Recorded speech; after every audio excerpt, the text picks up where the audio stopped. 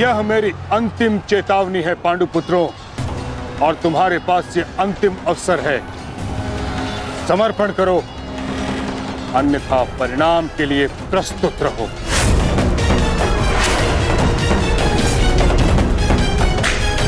यदि समर्पण नहीं किया तो ऐसा संहार देखने को मिलेगा कि जिसकी आशा भी नहीं की होगी तुमने।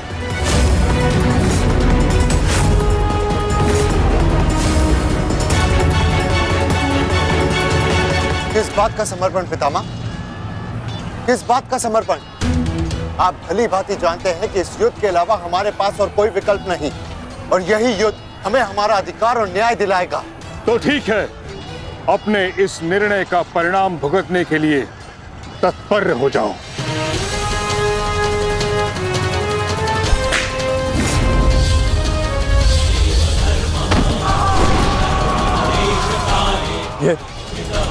ये पितामह क्या कर रहे हैं? हमारे सैन्य बल का क्रूरता से अंत कर रहे हैं।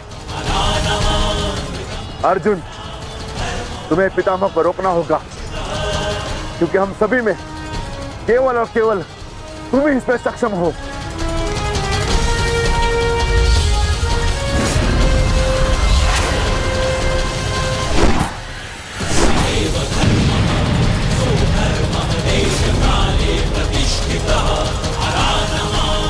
अर्जुन, युद्ध करो अथवा समर्पण।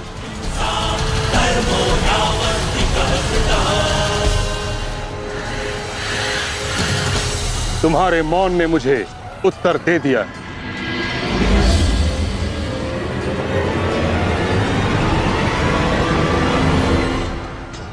और तुम द्वंद्व करना चाहते हो भी या नहीं?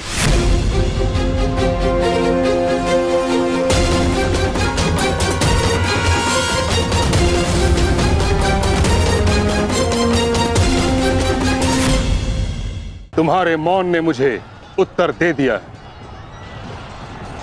उचित होगा पितामह कि आप अपनी ओर से कौरवों को भी आक्रमण करने की अनुमति दीजिए, क्योंकि आप तो मेरे साथ द्वंद्व में व्यस्त होने वाले हैं। मेरी ओर से लड़ रहे योद्धाओं का अपमान मत कीजिए पितामह। ठीक है अर्जुन,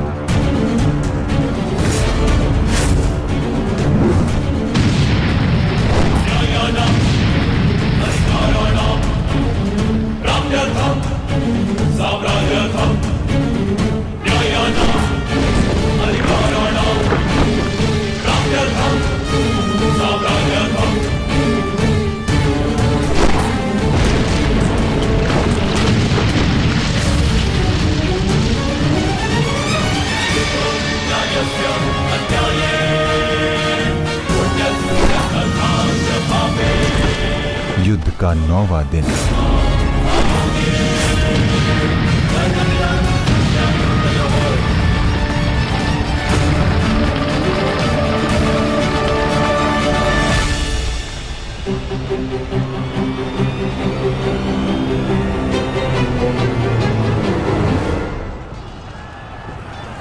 माधव, ये पितामह तो भ्राता युधिष्ठिर की ओर अपना रथ लेकर जा रहे हैं।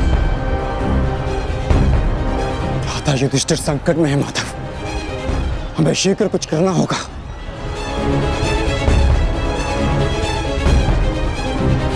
तुम भली भांति जानते हो युधिष्ठिर कि तुम मुझसे द्वंद्व करने में सक्षम नहीं हो।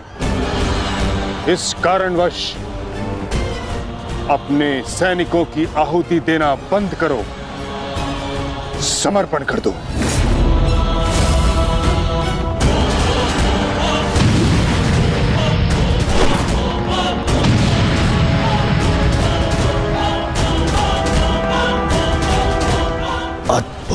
पितामह, आज बहुत गंगा पुत्र अच्छा है, अच्छा है।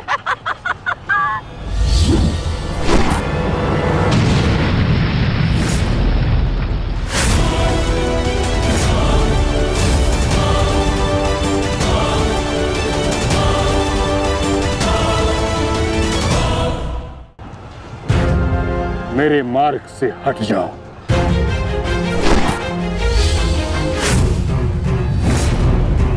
यह मेरी अंतिम चेतावनी है पुत्र, मेरे मार्ग से हट जाओ।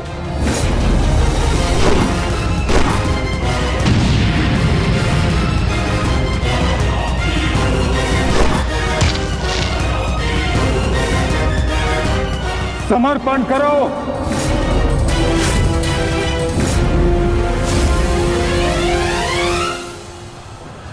हम कौरवों के समक्ष समर्पण नहीं करेंगे पितामह, चाहे इसके लिए हम सबको अपने प्राण क्यों ना खोने पड़े।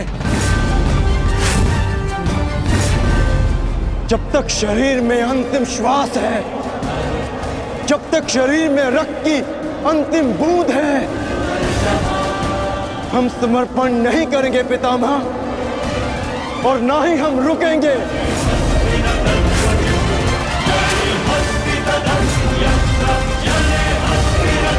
ठीक है अर्जुन, यदि तुम्हारा निर्णय यही है तो मेरा उत्तर भी जान लो।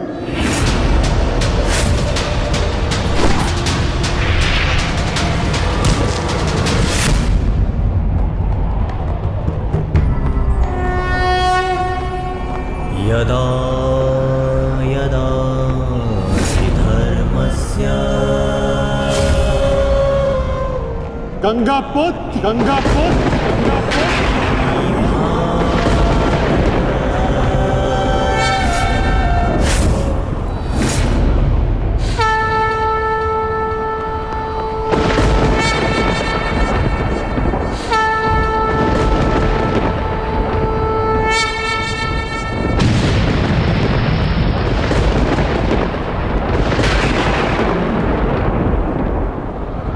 मेरे शस्त्र ना उठाने के दिए गए वचन को मेरी दुर्बलता मत समझना। स्मरण रखिए कि समय के साथ वचन के अर्थ का उत्थान ना होना धर्म नहीं, अधर्म होता है।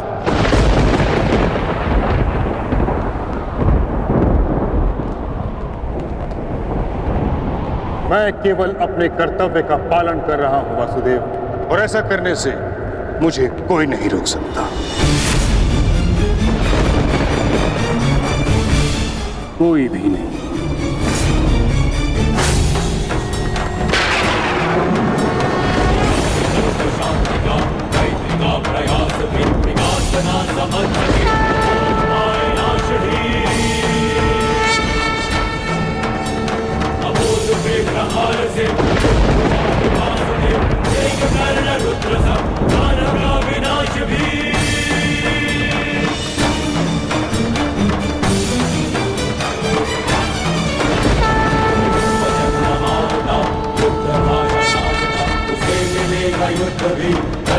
प्रहार भी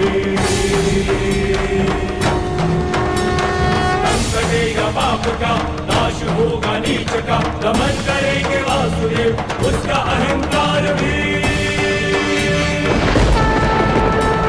चक्र के प्रहार से अग्नि कृष्ण की करेगी पाप का जलन। पाप से गति डरा ताहि मां पुकार थी, ईश द्वार का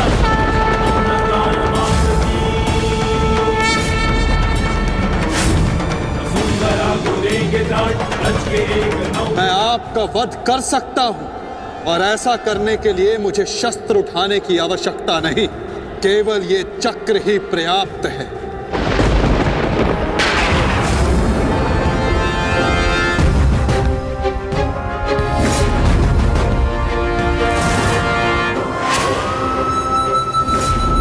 गंगा पुत्र देवव्रत, मैं इस समय ना मनुष्य वासुदेव, ना ही मैं यदुवंशी कृष्ण, मैं इस समय केवल गुरु श्रेष्ठ हूं।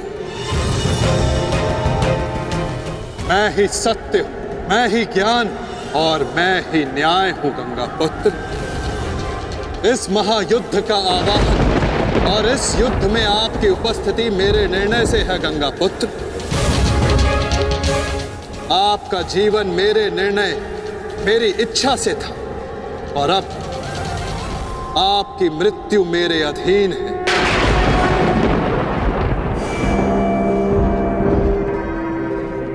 मैं पर ब्रह्म हूं, जिस पर कोई बंधन नहीं गंगा पुत्र, ना ही युद्ध के नियमों का और ना ही किसी प्रकार के वचनों का। आपके अंत के लिए शस्त्र ना उठाने की प्रतिज्ञा को तोड़कर मैं आपका वध करूंगा गंगा पुत्र।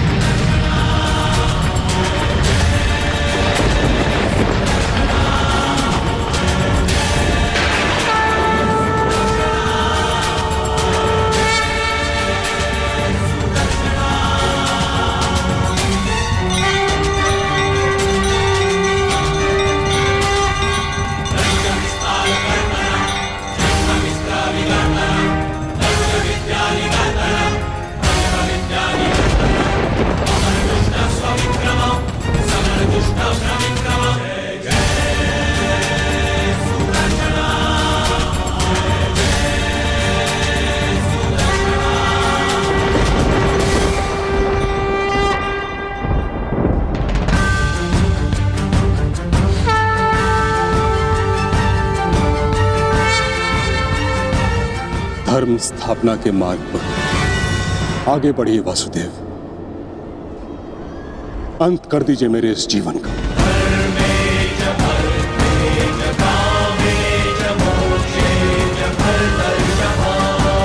मैं स्वयं को आपको समर्पित करता हूं।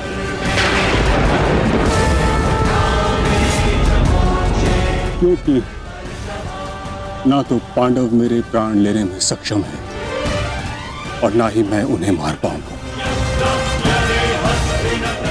मैंने सदैव धर्म का पालन किया, कभी अधर्म नहीं किया। यदि कोई अधर्म हुआ तो केवल ये कि मैंने आपको प्रतिज्ञा तोड़ने पर विवश किया। यदि आपको ऐसा लगता है कि आपने कोई अधर्म नहीं किया तो यह आपकी सबसे बड़ी भूल है गंगा पुत्र। अवश्य आपने सदैव धर्म का पालन किया गंगा पुत्र, किंतु केवल अपने लिए, अपने वचनों के लिए, और यही आपका सबसे बड़ा अधर्म है। क्योंकि जिसके पास शक्ति हो उसे स्वयं के लिए नहीं, संसार के लिए उत्तरदायी होना चाहिए, और जो आप नहीं हो पाए गंगा पुत्र।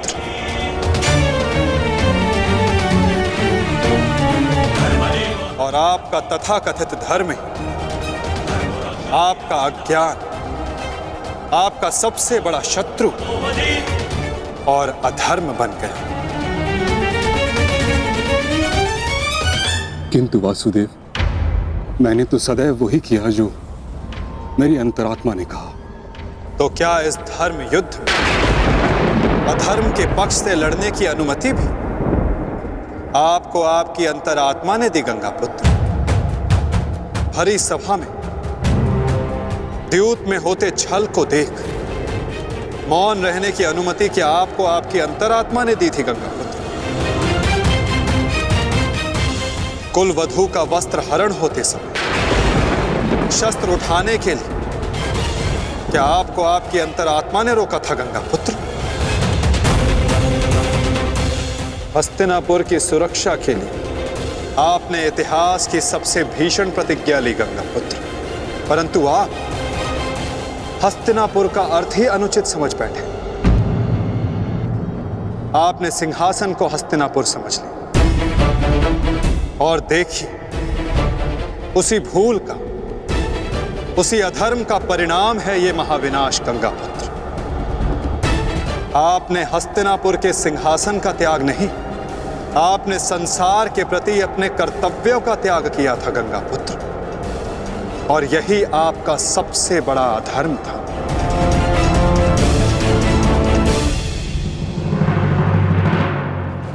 परिवर्तन ही संसार का नियम है गंगापुत्र, और संसार के कल्याण और उत्थान के लिए ऋतुएं भी स्वयं को परिवर्तित करती हैं। परंतु आपने परिवर्तन को नहीं स्वीकारा। जो स्थिर हो जाए वो मनुष्य नहीं, पाषाण है। और जो अपने विचार को कभी बदले नहीं, वो मानवता का शमशान है गंगापुत्र।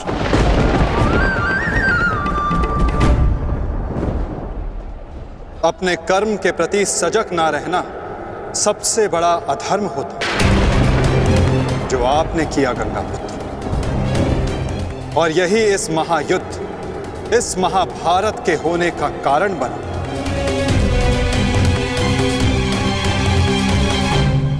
प्रभु, मेरा मार्गदर्शन कीजिए।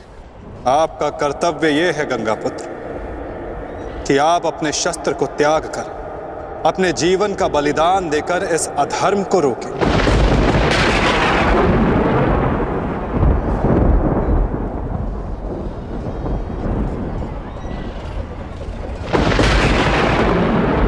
ठीक कहा वासुदेव। कदाचित मेरा अंत ही इस समस्या का समाधान है। आज जबकि मुझे अपनी भूल का भान हो गया है, मैं अपना प्रारब्ध स्वीकार करने के लिए तैयार हूं।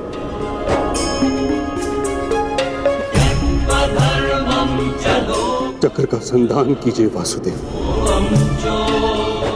और मुझे मृत्यु का सौभाग्य देने की कृपा कीजिए।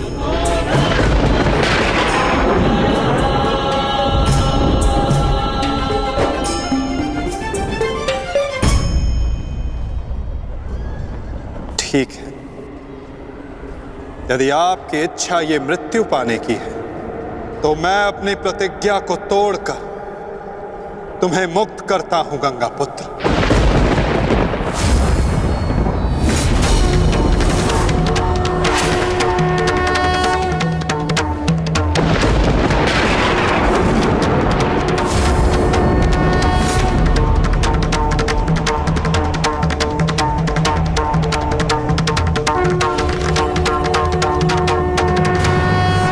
नहीं माधव, आपने इस धर्म युद्ध का बीड़ा उठाया है, वचन तोड़कर उसे कलंकित मत कीजिए। मैं नहीं चाहता कि आप पर कोई उंगली उठे। नहीं पार्थ, मेरी प्रतिज्ञा टूटने की अपेक्षा से अधिक महत्वपूर्ण धर्म की स्थापना है।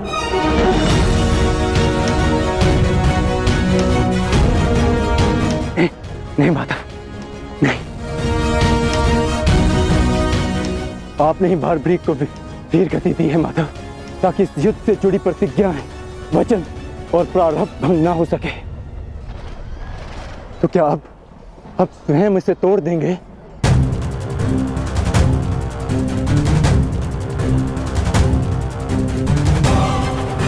आप मुझे एक अवसर और दीजिए माधव, मैं अपने संपूर्ण मनोबल और कौशल से यह युद्ध करूंगा। जब तक मेरे शरीर में रक्त की एक बूंद भी बहेगी, मैं अपने मन में भावनाओं को नहीं बहने दूंगा माधव।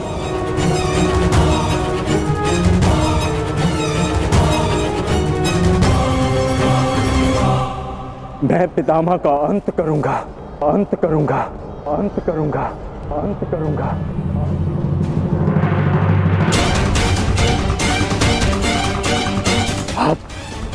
आप ये चक्र छोड़ दीजिए माधव, आप ये चक्र छोड़ दीजिए।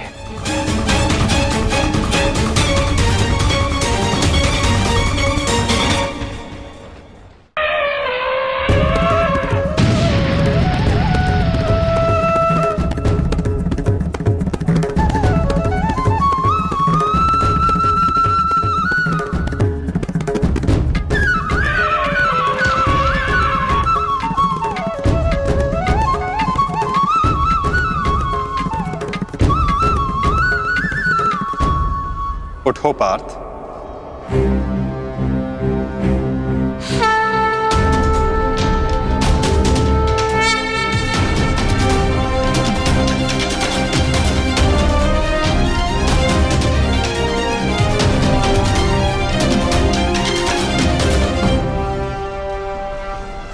आपके हाथों मोक्ष पाना कदाचित मेरे भाग्य में नहीं वासुदेव।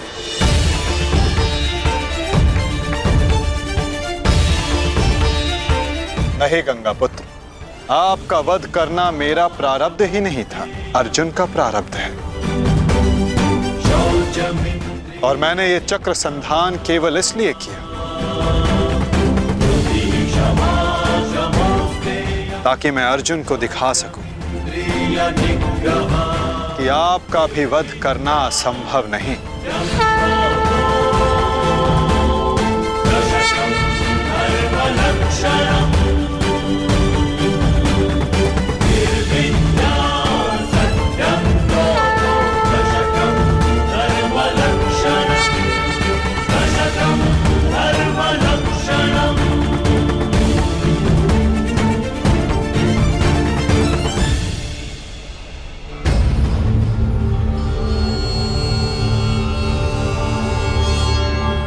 आओ पार्थ।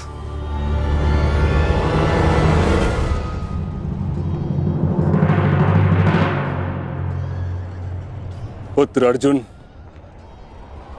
युद्ध आरंभ करें। मैं सज्ज हूं पितामह।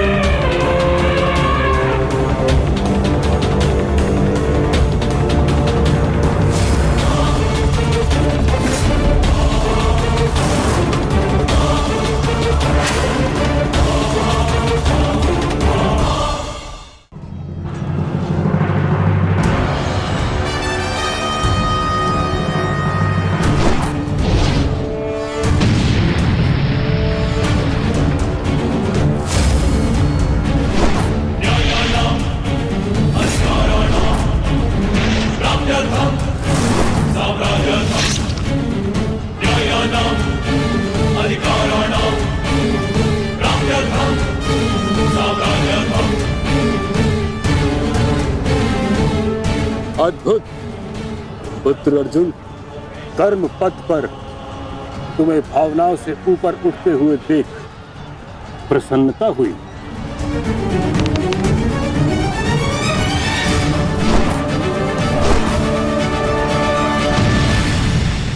जब तक महामहिम के हाथ में शस्त्र हैं, उनके प्रहार की धारा कोई नहीं रोक सकता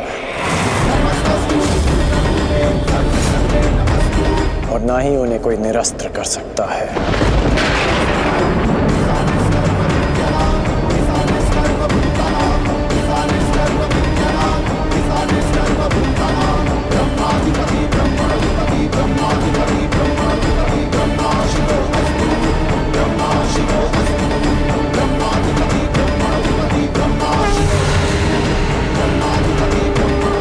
तुम्हारी तपस्या सफल हो गई बालिका।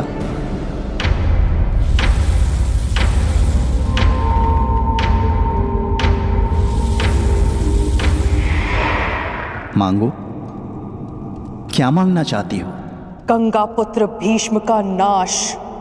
किंतु गंगा पुत्र का वध मेरे वश में भी नहीं है शिखंडिनी। परंतु अपने जीवन का अंत तो मेरे वश में है ना। 2 बार मैं अपना जीवन त्याग कर चुकी हूं। इस बार भी मैं फिर जन्म लूंगी और अगले जन्म में भीष्म का अंत करने आऊंगी।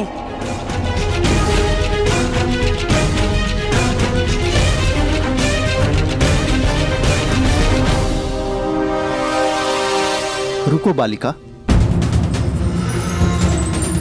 तुमने इतनी कठोर तपस्या की है, हमें बताओ तुम्हारी समस्या क्या है? समस्या ये है यक्षराज कि मैं भीष्म का वध अपने हाथों से करना चाहती हूँ, किंतु मैं स्त्री हूं, इसलिए उस पाखंडी ने मुझे युद्ध में सम्मिलित होने से रोक दिया। मैं तुम्हें भीष्म की मृत्यु का वरदान तो नहीं दे सकता, किंतु कुछ ऐसा अवश्य कर सकता हूं जिससे तुम अपना लक्ष्य पा सको। किंतु एक बंधन रहेगा। मेरे लिए केवल भीष्म की मृत्यु महत्व रखती है और कुछ नहीं। हाँ कहने से पूर्व मेरी पूरी बात सुनो बालिका, उसके पश्चात निर्णय लेना।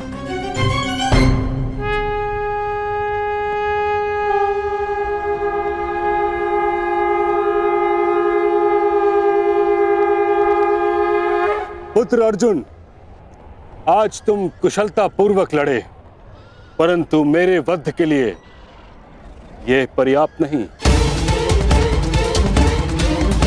हाँ, क्योंकि महामहिम के पास तुम सबके नाश के लिए पर्याप्त अस्त्र है धनुर्धारी अर्जुन।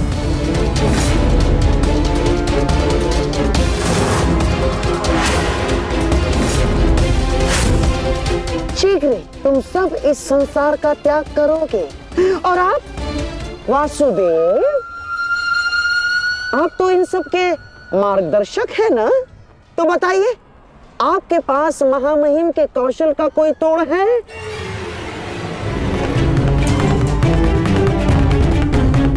केशव, आप ही तो कहते हैं ना कि कभी कभी भाग्य स्वयं चलकर हमारे पास आता है, किंतु शिखंडिनी अब तक क्यों नहीं आई? उसे इतना समय क्यों लग रहा है केशव?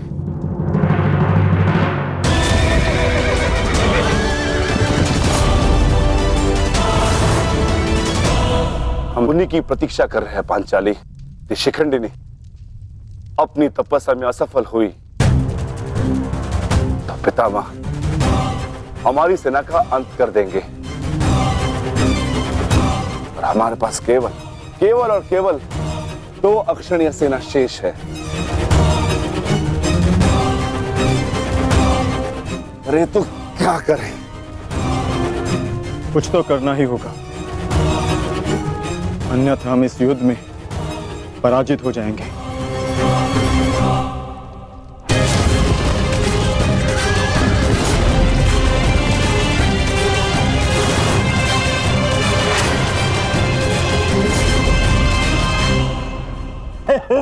विजय हमारी हुई आज फिर से।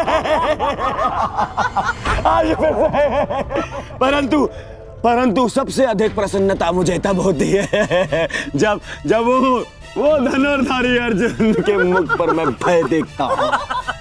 केवल 2 अक्षुणी सेना शेष बची है उन पांडवों के पास और शीघ्र ही